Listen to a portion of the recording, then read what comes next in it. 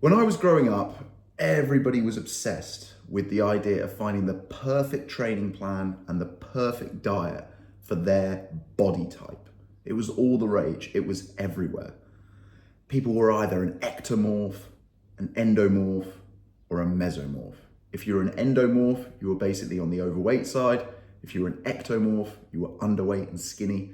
And if you were a mesomorph, you were some kind of genetic god. And it meant that basically if you just looked at a dumbbell, you would get six-pack shredded and absolutely massive. And there were businesses that preyed on this ideology, which I will not name because I didn't want to catch a case, but I'm sure you guys are familiar with some of them. And they made millions of dollars out of this. They made millions of dollars out of the fact that people identified as a certain body type, and they were convinced that they had certain defects, but also certain advantages. And that if they avoided those defects, those weaknesses, and played into their strengths, then they would achieve the best result. That they would effectively transform from being an endomorph or an ectomorph into a mesomorph. Because the reality was, there were no mesomorphs buying these training programs, buying these coaching programs. But the truth of the fact of the matter is that all of this is complete and utter BS. And the reason I'm doing this video is I genuinely thought this philosophy had gone away. I thought this had died out years ago, but just like fashion, this seems to have reared its very ugly head once again, because I'm seeing it more and more on social media, and particularly on TikTok, which tends to be where the younger guys and girls are, and they're effectively influencing trends. So I'm a little bit worried and concerned. So this is why I'm doing this video. So in this video, I'm gonna go through the exact steps that you need to take with your diet and with your training, regardless of your body type, to get the goals, to hit your goals and to get the body that you want. Because thinking that you are a certain body type, whether you're an endomorph or you're an ectomorph, is an identity. It's a mindset. The fact of the matter is, whether you're one or the other, the same rules of thermodynamics, the same laws of motion apply to you as they do to everybody else.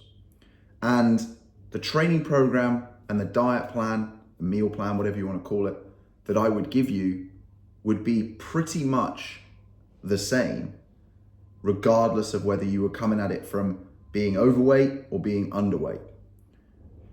And that's what we're going to go through today, because the truth is, what you want to be focusing on is principles and strategies, not methods and tactics. But it really does all start up here in the head, guys, because the first thing you need to do is get over the limiting belief that you are genetically deposed to being overweight or underweight, or you can't lose fat and you could never have a six-pack, or you could never be big and strong and muscly like some of the guys you see in the gym. Because all of these things are limiting beliefs. True story.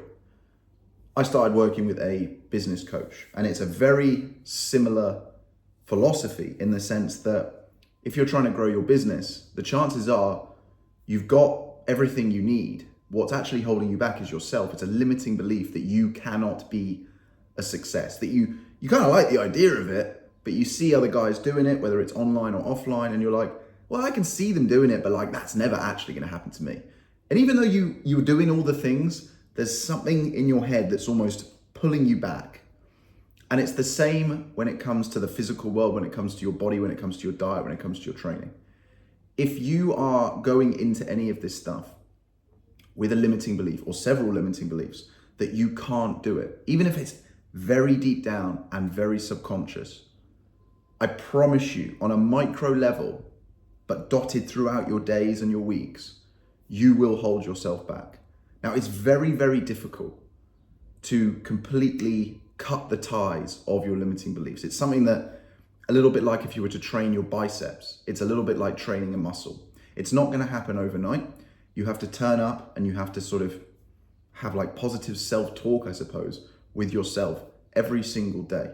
And then what you start to get is momentum. You start to get momentum, and then as soon as you start to get momentum, you start to get more belief, and it becomes easier and easier to detach yourself from those limiting beliefs.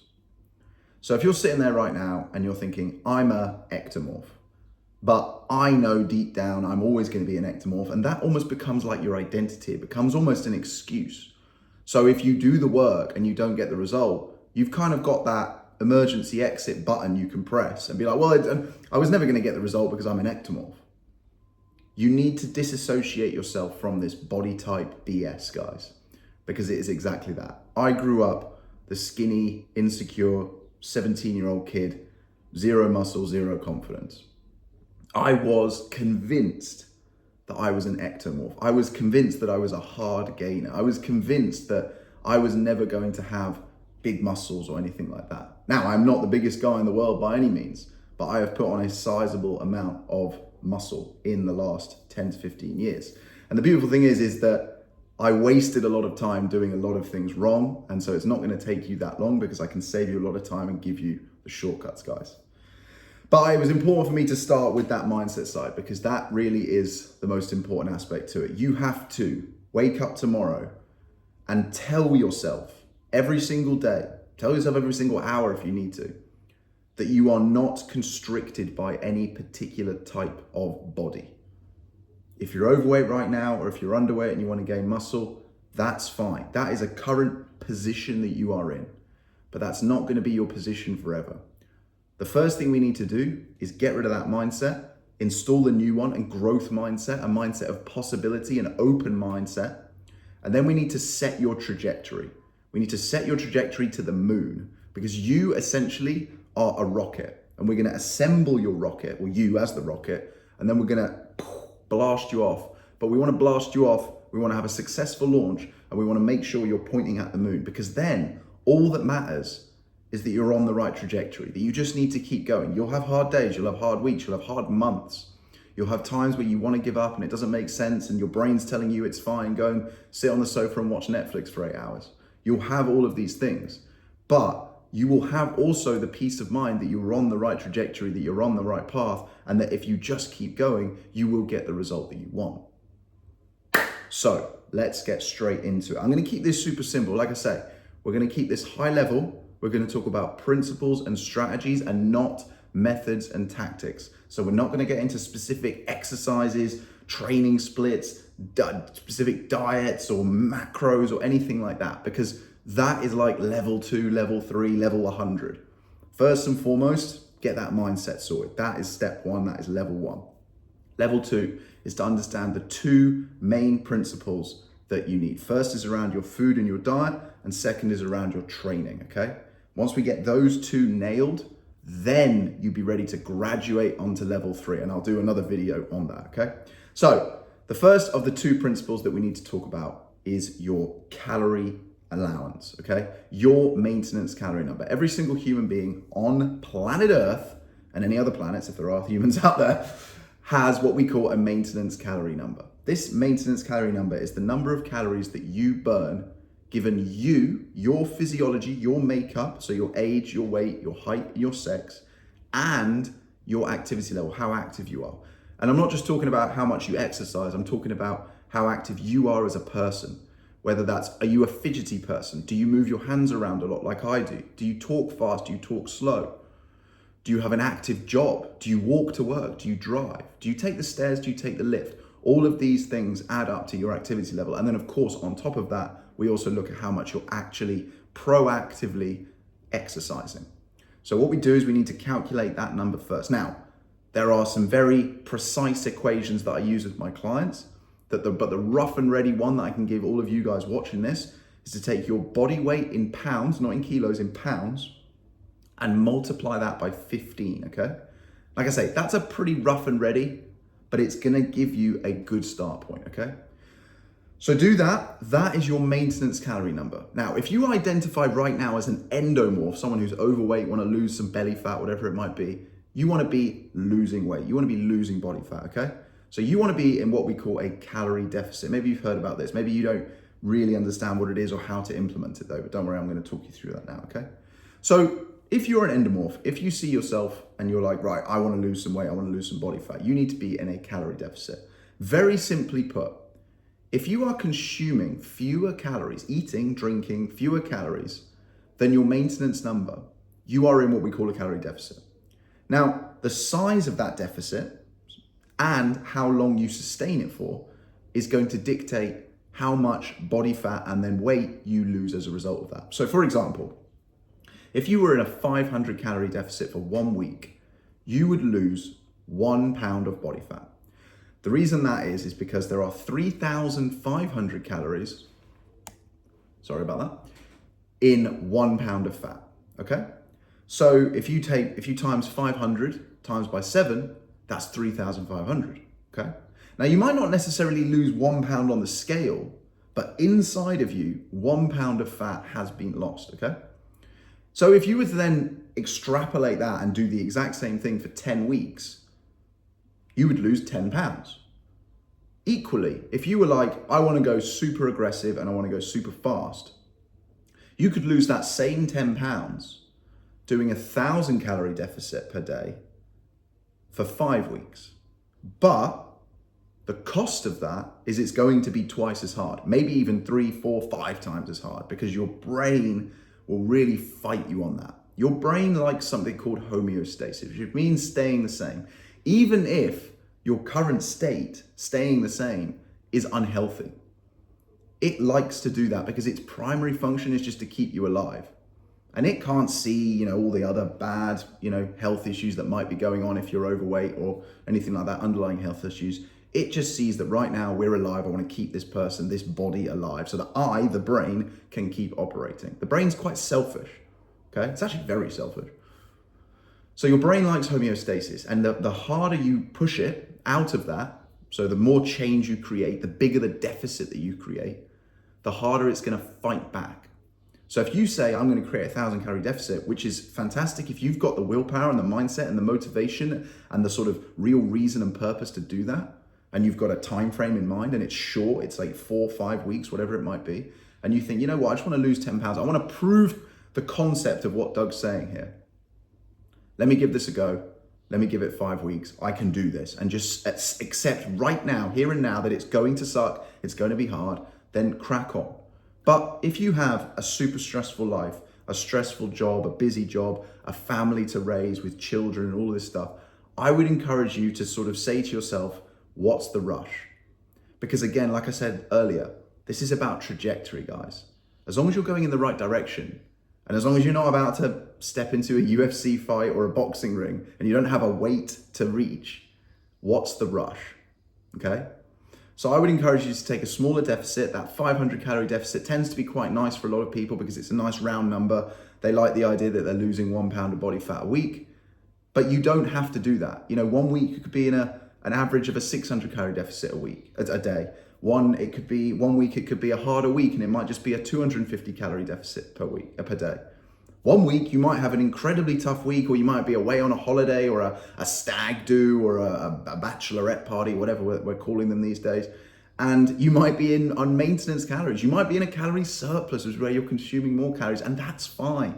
Because again, guys, we want to look at the big picture here. And if you understand this principle, regardless of your body type, you will get the result that you want. So if you're an endomorph, well, you're not, but you know what I mean. If you identify as an endomorph, you want to be in a calorie deficit, you want to sustain that for as long as you can, and you can dial it up or dial it down depending on your levels of motivation, okay? So that's for the endomorphs. If you are an ectomorph, you probably have guessed, you want to do the opposite. You want to be in a calorie surplus. So you want to, again, calculate your maintenance calories, same way as we did before, but this time you want to be eating more. Now, the rules of engagement are a little bit different for you guys. You don't want to just be eating everything in sight. This is what they call like a dirty bulk, okay?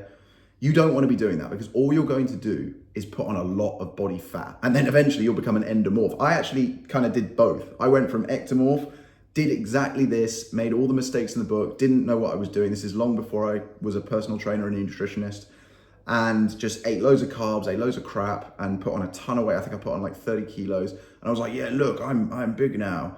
And I think I was just trying to get over a bit of an insecurity. I didn't actually get any stronger. All I'd done is put on a lot of fat. So trust me when I say this, take it from my experience, do not do that. What you want to be doing is creating a 10% calorie surplus, okay? So you take that maintenance number and just times it, multiply it by 1.1. That's your calorie target, okay? So it's more about a slow and steady race for you. And again, this is something you can flex. Sometimes you're gonna go over that, sometimes you're gonna struggle to eat that amount.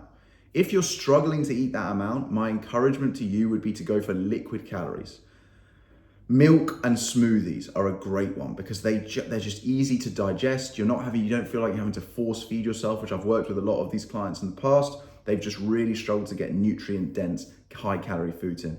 You can also look at cooking your food in butter, oils, peanut butter is a great one. Nuts, and I tried to say dates and nuts, then it came out as duts.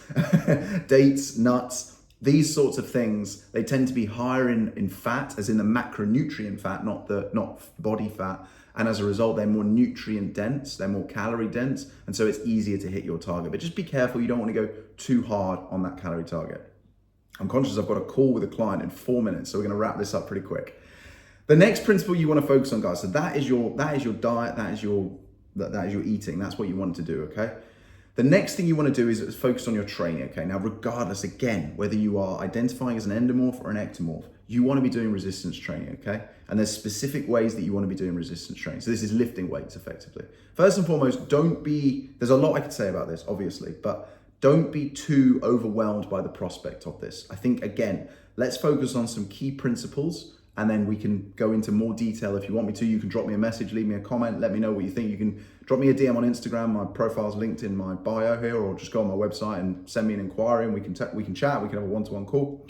But the simple principles, guys, you want to be lifting weights. You want to be lifting weights 3 times a week. That's it. You don't need to be doing 6 times per week like a lot of people will tell you. 3 times per week, 45 minutes per session. And you want to be doing what we call compound movements.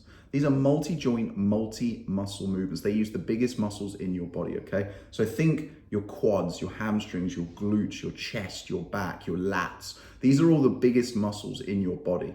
And the bigger the muscle, the more calories that are burned, okay? Because it requires more oxygen, it requires more of a metabolic process, okay?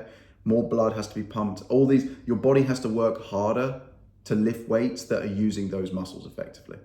So that's what you want to be doing on that. Now, again, like I say, I'm not going to get into the weeds of training splits, specific exercises, time of day to exercise and stuff, because honestly, right now, if you're in this position, if you're in this mindset, you don't need that yet. You need to turn up to the gym 3 times a week for 45 minutes per session. You need to do compound movements and you need to lift weights. And then the last piece of the puzzle with that is you need to be doing something called progressive overload. Now, this is very straightforward. It sounds complicated and sciencey, guys, but it's not. You just literally want to be increasing the amount of volume that you are lifting each session. So I'll give you a very straightforward example. Let's say you're doing the leg press, and on the leg press, you are leg pressing 50 kilograms and you do 3 sets of 10 reps. So you've done 30 reps in total and you've done 50 kilograms per rep, okay? So that is going to be 30 times 50, 1,500 kilograms. That is your leg press volume. The next time you do leg press, your goal, very straightforward, is to do more than 1,500 kilograms as your volume. So you could do that in 3 ways. You could increase the amount of weight that you've lifted, you could do more reps every set, or you could add an additional set. Now, the easiest way and probably the most fulfilling way is to just continually increase the weight until you can't anymore. You don't want your form to break down here. But eventually you will get to a point where you just can't lift any heavier. And when you get there, that's when you want to add more reps. When you get a little bit bored of adding reps because you're up to like 20 reps per set, I wouldn't go any higher than 20, that's when you add a set. But eventually you'll get back to a point where you can continue to add weight because your muscles have both built up a neurological mind-muscle connection where your muscles are getting more efficient and your muscle size has developed and grown as well. So guys, the point of this whole video was to help you to understand that this whole idea of body types is BS. It doesn't matter whether you identify as an endomorph or an ectomorph. That is quite literally an identity. It's a way that companies use to bucket you. They want to make themselves feel like that they can relate to you. Because if they can relate to you, you're more likely to trust them. And if you trust them, you're more likely to buy from them. But the fact of the matter is, they'll be giving the same person a very similar training program, diet plan, meal plan, calorie target, whatever it might be, because it's all based on principles, guys, not on methods and tactics. So if this video has been useful, guys, drop the video a like, leave a comment, subscribe to the channel. Let me know if you want me to do any more in-depth videos around any of this sort of the nuanced sort of methodologies, the tactics, all this stuff, and I'm more than happy to do that. But until then, I'll leave you there and I'll see you tomorrow.